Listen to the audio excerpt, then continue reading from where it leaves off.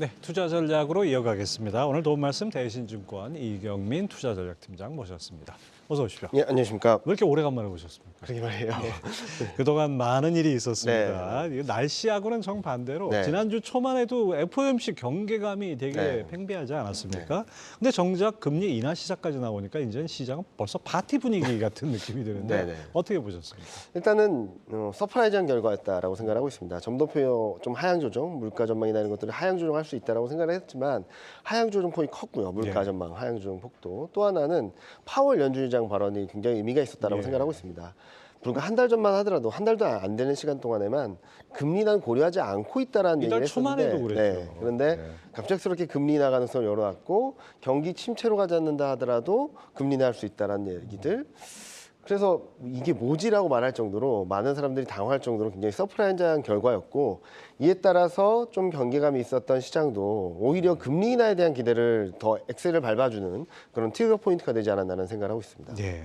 자, 이번에 또 뭐니 해도 이제 석 달마다 나오는 점도표 네. 아니겠습니까? FOMC 위원들이 찍은 점도표가 상당폭 내려온 데다가 이것이 뭐 내년에 한 3번 정도는 기본적으로 될 거다 보는데 그 시기와 폭 어느 정도로 보십니까? 일단은 통화정책 정상화라는 측면에서 바라본다면 뭐 급격하게 금리 인하할 이유가 아직까지는 없다 보니까 6월, 9월, 12월 그러니까 연준이 점도표를 제시한 대로 갈 수 있다라고 말씀을 드리겠고요.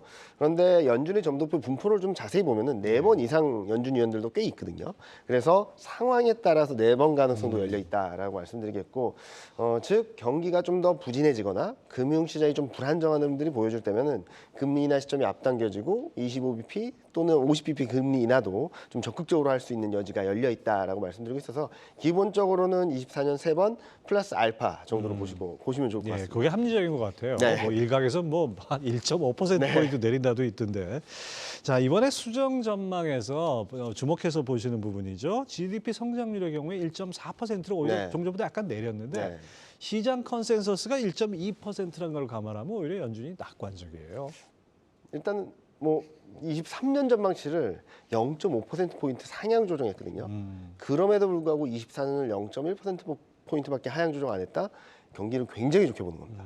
거기다가 블룸버그 컨센서스보다도 더 높은 전망치를 내놓고 있어서 지금 전반적으로 연준이 바라보는 미국 경제는 둔화는 불가피하지만 경기 침체거나 급격한 경기 둔화 가능성 낮게 보고 있는 것으로 보고 있고요. 또 하나 주목해볼 부분은 물가거든요. PC 물가가 올해 연말에 2.8로 전망치를 내놨습니다. 무슨 말이냐면 어쩌면 올해 연말에 PC는 2%로 진입할 수 있고 그리고 코어 PC라고 해서 핵심 물가는 3.2로 제시했거든요. 어쩌면은 내년 1분기에 2%의 물가를 볼 수 있겠다라는 시그널을 GDP 성장률 전망은 여전히 탄탄하고 물가는 생각보다 빠르게 떨어진다는 전망치를 내놓고 있어서 이런 부분들 또한 복합적으로 시장에 환호를 할 수 있는 포인트가 아니었나라는 생각을 하고 있습니다. 그렇죠. 물가 그 앞단이 이자가 계속 네, 오르다면은 맞습니다. 점점 인하가 가까워졌다고 볼 수 네. 있겠죠. 자, 미국의 11월 산업 생산이 0.2% 증가를 했어요. 네. 뭐 물론 예상치보다 낮았지만은 이 경기도 상당히 민감하게 우리가 봐야 될 거 아니겠습니까? 일단은 미국 경기는 둔화되는 사이클은 어쩔 수 없다라고 생각하고 있습니다. 특히 소비와 그리고 서비스업 이건 둔화될 수밖에 없는 상황이라서 미국 경제 전체정의 한 70%를 차지하고 있는 소비와 서비스업이 둔화되는 과정에서는 경기 둔화는 불가피한데 이제 주목해서 봐야 될 것은 제조업과 그리고 뭐 빅테크 기업들, IT 기업들의 상한업 사이클인데요. 일단 이번에 뭐 산업 생산이 예상보다 좀 부진했지만 전년 대비 변화율이 마이너스 폭을 줄여가고 있다는 점, 그러니까 바닥을 지나고 있다는 점, 빅테크 기업들은 어느 정도 바닥을 찍고 올라오고 있다는 점들을 감안해서 본다면 경기 둔화는 불가피하지만 완만한 둔화 정도를 예상을 하시면 좋을 것 같습니다. 네. 자, FOMC 결과를 보면서 이경민 팀장께서 더할 나위 없었다. 네. 이런 제목으로 리포트를 내셨는데 금리 인하 시계가 좀 당겨졌다는 것이 연말 연초 랠리를 기대하는 그런 분위기로 이어지고 있습니다. 하지만은 10월 말부터 지금 미국 증시 10% 올랐어요. 네, 맞습니다. 이게 좀 부담일 것 같은데. 네. 일단은 빨라진 금리 인하 시점 그리고 예상했던 것보다 금리 인하 폭이 확대된다는 점 그리고 위기가 닥치게 된다면 언제든지 금리 인하를 적극적으로 할 수 있다는 시그널들 그런 것들로 인해서 저희는 24년 전체 흐름들을 굉장히 긍정적으로 바라보고 있습니다. 예상했던 것보다 저희가 2,850을 타겟으로 제시했는데 그보다 상향 조정할 가능성이 열려 있다라고 말씀드리고 있고요. 다만 지금 금리 인하 기대가 좀 과하다. 지금 시장에 반영되어 있는 금리 인하 기대는 3월 달부터 금리 인하를 시작해서 매번 FOMC 회의 때마다 금리 인하에서 6번 한다라는 금리 인하 예. 예상이 들어와 있거든요. 자, 그러면 여기에 무슨 상황이 벌어질 거냐면 자, 6번 이상, 150bp 이상, 200bp, 300bp 금리 인하를 기대를 더 이어갈 수 있을까? 그건 쉽지 않다라고 예. 생각합니다. 그렇게 되면 금리 인하 기대가 막힌 상황에서 경제 지표 결과에 따라서 시장이 흔들릴 수밖에 없다라고 보고 있어서 경제 지표가 좋아도 흔들리고 나빠도 흔들릴 수 있거든요. 나쁘면은 금리 인하 기대가 더 세지기 어려운 상황에서 경기가 안 좋네라는 생각들. 예. 경제 지표가 좋으면은 우리 금리 인하 기대가 너무 과했던 거 아닌가? 이게 후퇴하는 그림. 그래서 많은 분들이 생각하셨던 배드 이즈 굿 국면에서 벗어나서 배드 이즈 배드, 굿 이즈 배드 국면으로 전개될 수 있어서 뭐 24년 그림들은 굉장히 좋은 그림들을 만들어주고 있지만 단기적으로는 좀 과열 부담, 그에 따른 리스크 관리가 좀 필요하지 않나라는 생각을 하고 있거든요. 그래서 12월 FOMC 결과가 워낙 서프라이즈했기 때문에 추가 반등 시도는 좀 이어질 수 있다고 생각합니다. 그렇다 하더라도 2,600선에 근접한 시점 그 이상에서 더 따라가는 전략보다는 예. 조금 기다리는 전략 좀 필요하지 않나? 그리고 2,600 이상에서 코스피가 더 추가적인 반등 시도를 한다면 일정 부분 단기 리스크 관리도 조금 더 고민해볼 필요가 있다라는 말씀을 드리고 싶습니다. 지금 말씀 들어보니까 저는 단도직입적으로 네. 지금 이미 올랐기 때문에 네. 약간 리스크 관리를 해야 될 시점이고 내년 3월에 FOMC에서 점도표 어떻게 나오느냐에 따라서 네. 달라질 수 있다는 점에서는 오히려 1분기는 경계 구간이다 이렇게 봐도 될까요? 네, 정확한 표현이신데요. 저희는 추가 반등 시도가 있다 하더라도 1분기 중에는 쉬어갈 수밖에 없다는 말씀을 드리고 있습니다. 경제지표, 그러니까 3월 금리 인하를 이미 반영한 상황에서 여기서 더 긍정적인 뭔가를 끌어내긴 좀 어렵고요. 1분기가 미국, 중국, 유럽, 글로벌 전반적인 경기 저점권이거든요. 1년을 봤을 때요. 예. 미국, 중국 같은 경우도 4.4% 초반 경제밖에 안 되는 상황이라서 1분기가 금리 인하에 대한 기대는 상당 부분 선반영돼 있고 글로벌 전반적인 경기 둔화에 대한 걱정들이 들어오면서 출렁 있는 그림들이 나올 수밖에 없다라고 생각하고 있어서 지금 시점에 따라가는 전략보다는 1분기 중에 또 한 번의 매수 기회가 올 테니까 지금 조급하게 따라가는 전략은 좀 최대한 자제하고 예. 주식 비중이 오히려 많으신 분들은 지금부터 더 올라갈 때마다 주식 비중 좀 줄이셔서 좀 살 수 있는 기회를 현금적인 여유를 좀 확보하자는 말씀 드리고 싶습니다. 개미 투자자들 항상 고민이 그거죠. 올라갈 때는 여력이 없고 네, 맞습니다. 떨어질 때는 주식을 갖고 있기 때문에 네. 그거에 물려 있고 그런 거죠. 자, 좋은 조언이고요. 자, 다음에 우리 시장에 또 영향을 미치는 절대 변수 중에 하나 또 중국 경기 봐야 되겠죠. 네. 11월 소매 판매는 예상치보다 밑돌았지만 산업 생산이 회복되고 네. 그다음에 고정자산 투자가 2.9% 늘었다. 네. 이제 중국 경기 바닥치고 올라온다 이렇게 봐도 될까요? 뭐 저번에서부터 계속 말씀드렸던 것처럼 중국 경기는 바닥을 통과하고 있는 과정이다라는 말씀드리고 있고요. 이번에 가장 의미 있었던 것은 투자 둔화세가 멈췄다라는 점입니다. 그동안에도 워낙 경기 부양 정책들이 7월부터 계속적으로 쏟아져 나왔는데 시차를 두고 조금씩 반영되는 것이 아닌가라는 생각을 하고 있고 경기 부양 정책이 얼만큼 시차를 두고 경기에 반영이 될 수 있을지 모르겠지만 늦어도 24년 2분기 하반기에는 반영이 되면서 많은 분들이 생각했던 것보다 좀 더 나은 그림들을 보여줄 수 있다고 생각하거든요. 지금은 저점을 통과하는 과정에서 좀 삐그덕삐그덕되는 모습들은 좀 더 보여줄 수는 있겠지만 더 나빠지는 그림은 아닐 거고 하반기로 가면서 2024년 상반기를 지나면서 하반기로 갈수록 걱정했던 것보다 더 나은 중국 경기를 볼 수 있지 않을까라는 예상을 하고 있습니다. 아유, 그럼 좀 다행이네요. 네. 자, 그다음에 또 우리 시장에는 아주 환율이 중요한 변수인데 네. 환율에 영향을 미칠 이벤트가 또 있죠. 이 일본은행 총재가 통화정책 변화 네. 가능성을 언급한 이후에 맞습니다. 상당히 관심이 커지는데요. 이번 주에 일본의 마지막 네. 통화정책 회의가 있다고요. 네. 일단은 일본은행 총재가 마이너스 금리 폐지 시사 발언을 하면서 151을 넘나들던 엔달러가 지금 140 초반까지 내려왔거든요. 그렇죠. 어마어마한 빠른 속도죠. 그리고 원엔 환율도 지금 900원이 넘었어요. 네, 넘어버렸죠. 네. 뭐 800원, 60원대, 50원대 예. 있던 게. 이 흐름들은 예상됐던 예정되었던 수순이라고 보시면 될 것 같아요. 시점의 차이가 있을 뿐이지. 근데 그 동안에는 천천히 할 거야, 느리게 할 거야라는 기대감이 있었던 것들이 실망감으로 반응하면서 엔화 강세 그리고 원화 환율 급반등이 나오곤 있는데 일단은 뭐 BOJ가 어떤 결정을 하냐에 따라서 되돌린 과정은 있을 수 있다라고 생각하고 있습니다. 어떤 어떤 팩터가 현실화된다는 점들에 있어서 또는 현실화되지 않은 점에 있어서 있어서 되돌린 과정은 있겠지만 방향성 자체가 엔화 강세라고 생각을 하거든요. 엔화가 우하향하는 그림이고 원엔 환율도 좀 반등을 할 수 있다라고 보고 있어서 단기적으로는 등락은 있을 수밖에 없겠지만 궁극적으로는 엔 강세 흐름들을 좀 더 감안하고 환율을 바라보실 필요가 있겠다라는 생각을 하고 있습니다. 예.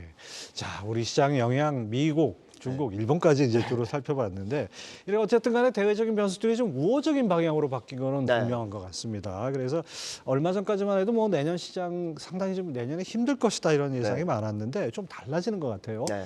금리 인하가 만약에 미국에서 단행된다면 우리 코스피가 좀 고점에 올라갈 수 있는 그런 여지가 있을까요? 뭐 일단 저희가 12월 초에 그 코스피 타겟을 2,850으로 제시드렸는데 그때의 가정은 6월 달까지 금리 인상 못하고 9월, 12월 금리 인하 두 번 한다라는 가정하에 11배, PER을 11배 정도로 반영을 해줬거든요. 예. 근데 만약에 3번 또는 4번 금리 인하 가능성이 열리고 금리 인하 시점이 앞당겨지게 된다면 두 가지를 생각할 수 있겠죠. 밸류에이션이 더 확장될 수 있습니다. 11배가 아니라 11.5배, 12배까지 더 올라갈 수 있는 여력이 생기는 거고 또 하나는 금리 인하를 빠르게 한다면 24년 중에 경기가 턴어라운드 하거나 경기가 더 좋은 그림들을 보여주겠죠.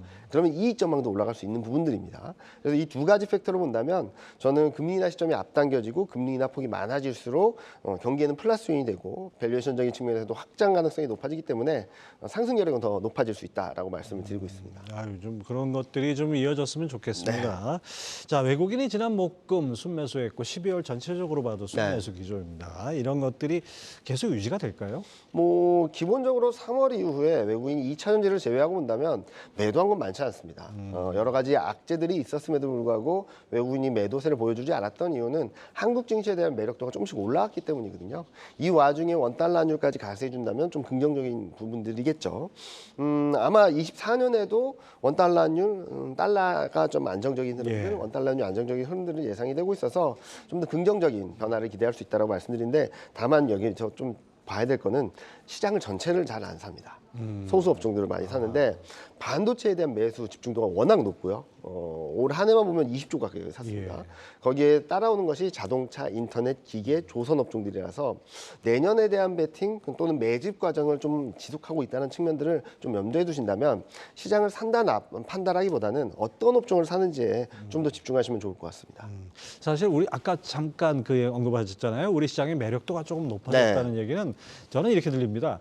주가가 상대적으로 못 올랐기 때문에. 네, 맞습니다. 지금 미국이나 뭐 독일, 심지어 독일도 그렇고 일본 뭐 이렇게 할 거 없이 전부 다 연중 최고 수준으로 가 있는데 우리 시장은 연중 최고하고 거리가 있지 않아요? 거리가 있는데 뭐 여러 가지 이유들이 있죠. 뭐 그 중에는 2차 전지로 인한 수급 교란 요인, 거기에 따른 지수 왜곡 현상들이 있긴 하긴 한데 일단은 그런 사항들이 충분히 극복될 수 있다고 생각하거든요. 특히 중국하고 맞물려서 보면은 중국은 지금 저점권입니다. 중국 증시는.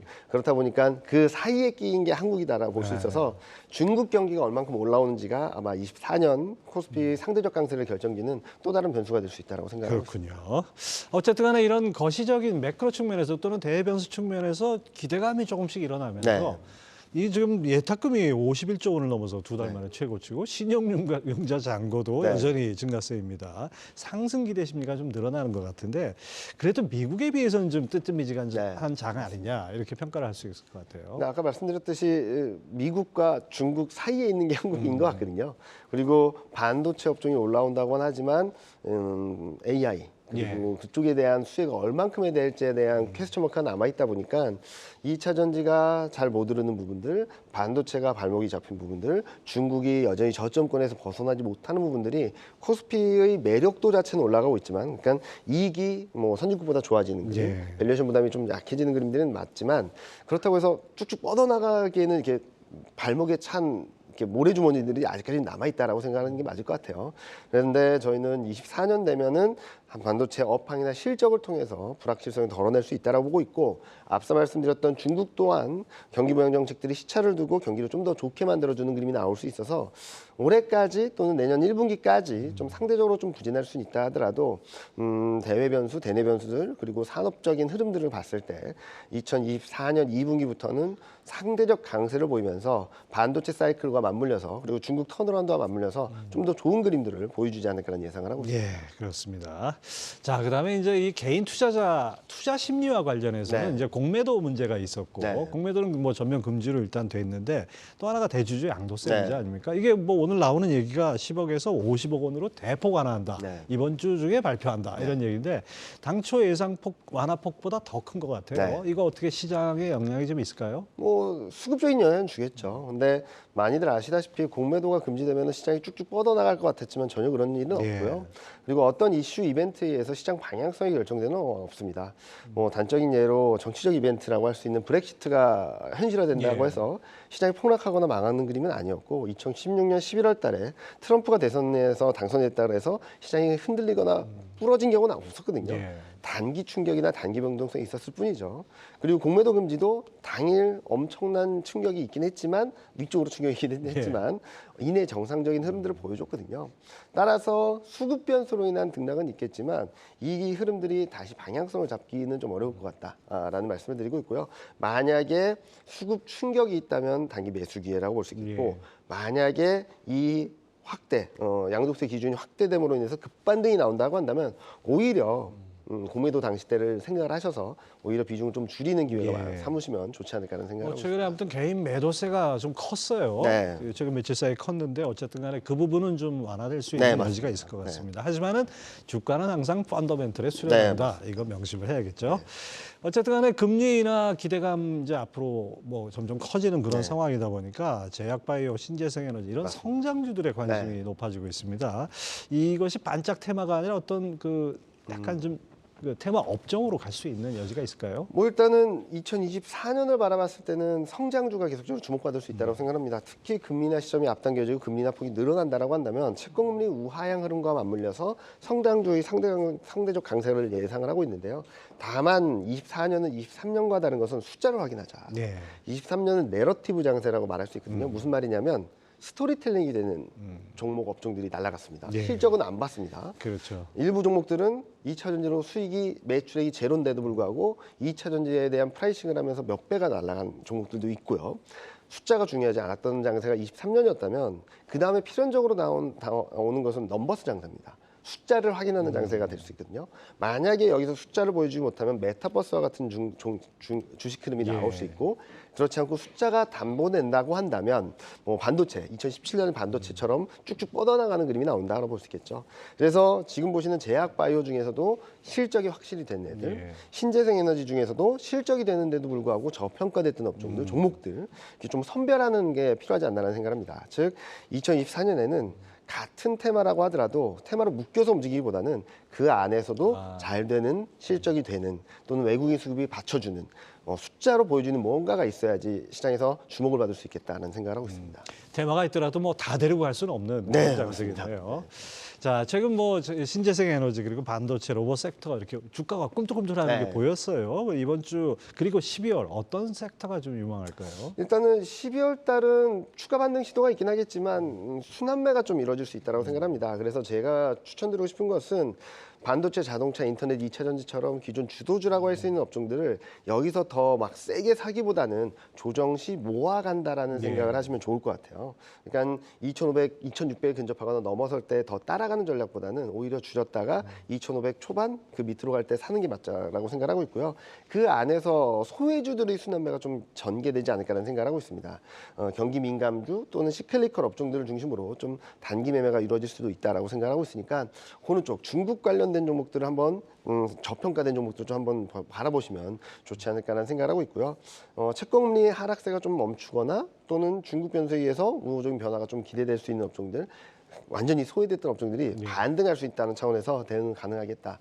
주도주는 모아가고 소외주들을 좀 트레이딩 관점에서 접근을 하자라는 말씀을 드리고 싶습니다. 예, 그렇습니다. 뭐 야구로 치면은 뭐 풀 스윙할 때는 아니고 맞습니다. 그렇다고 지금은 번트 될 아닙니다. 때도 아닌데 네. 뭐 적절하게 스윙을 해야 될 것 네. 같습니다.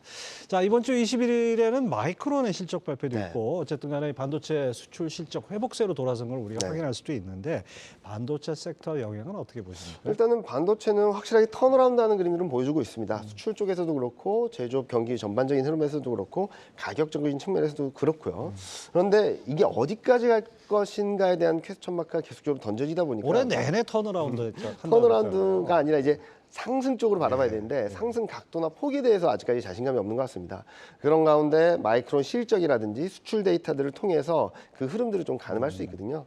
저는 마이크론 그리고 엔비디아 이런 반도체 기업들이 어느 정도 실적이 담보되고 있다는 측면에서 좀 더 좋은 그림들을 보여줄 수 있다고 생각하고 있고요. 특히 엔비디아 같은 경우는 24년 분기별 이익 전망이나 분기별 이익 모멘텀이 2017년보다 좋습니다.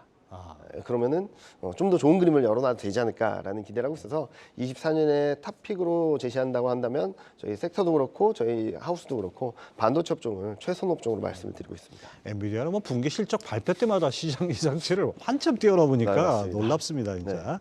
자, 앞으로 시장 흐름과 관련해서 주목해야 될 이벤트 어떤 것들이 있을까요? 일단은 12월 말로 되면 이제 또 시장이 많이 소강 상태로 들어가게 됩니다. 이제 부클로징도 대부분 하고 웬만한 지표들도 좀 끝나게 되고. 월가 펀드 매니저들 휴가 가잖아요. 네. 저희도 휴가를 많이 가더라고요. 근데 PC 물가 그런 쪽들을 좀 보셔야 될 것 같고요. 여기서 근원 PC가 반등을 하게 된다면 여기서 좀 심리가 좀 흔들릴 수 있습니다. 물가 안정에 대한 기대가 좀 약해질 수도 있고요. 그리고 뭐 미시건대 기대 인플레이션이나 물가 전반적인 흐름들을 좀 보셔야 될 것 같고요. 그리고 앞서 말씀드렸던 일본 통화 정책 어떤 결정이 나올까?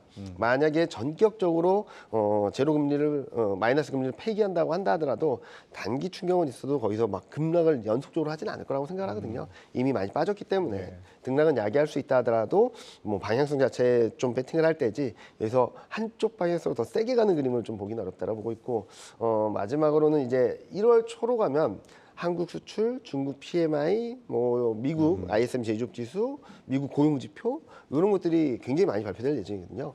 이제 12월 달엔 조금 쉬셨다가 1월 초부터 좀 바짝 이 지표들을 보시면은 좋지 않을까라는 생각을 하고 있습니다. 뭐 마지막으로 저 단도직 좀 하나 여쭙겠습니다. 이번에 연휴가 두 번이 있습니다. 크리스마스 연휴가 있고 신정 연휴가 있는데 이 연말 연초 주식을 갖고 가야 됩니까? 털고 가야 됩니까? 이거 어떻게 전략을 짜야 될까요? 저라면 2,600이 근접해 있을수록 좀 덜어내고 가자. 만약에 코스피가 2,500 밑으로 간다거나 2,500 초반에 있다면은 들고 가자라는 말씀을 드리고 싶어요.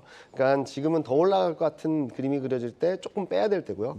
더 떨어질 것 같은 불안감이 있을 땐 더 사야 된다라는 말씀을 몇 달째 드리고 있거든요. 지금은 더 올라갈 것 같은 기대들이 좀 큰 상황이고 워낙 12월 FMC 모멘텀이 세서 더 올라갈 수는 있다라고 생각하지만 여기서 더 센 베팅을 해서 추가 수익을 내기보다는 아직은 1분기 조정에 대한 대비하는 전략, 반등 시 일정 부분 현금화하는 전략이 조금 더 유효하지 않을까라는 예상을 하고 있습니다.